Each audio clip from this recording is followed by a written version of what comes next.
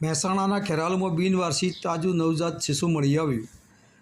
ખેરાલુ વૃંદાવન ચોકડી નજીક કોઈ અજાણી વ્યક્તિ નવજાત શિશુને રાત્રિ દરમિયાન ત્યજી દીધું હતું। ખેરાલુ પોલીસને જાણ થતાં ઘટના સ્થળે પહોંચી વધુ તપાસ હાથ ધરાઈ। 108ની ટીમને પણ જાણ થતાં ઘટના સ્થળે પહોંચી શિશુને પ્રાથમિક સારવાર આપી વધુ સારવાર અર્થે નવજાત શિશુને વડનગર સિવિલ ખાતે રિફર કરવામાં આવ્યું હતું।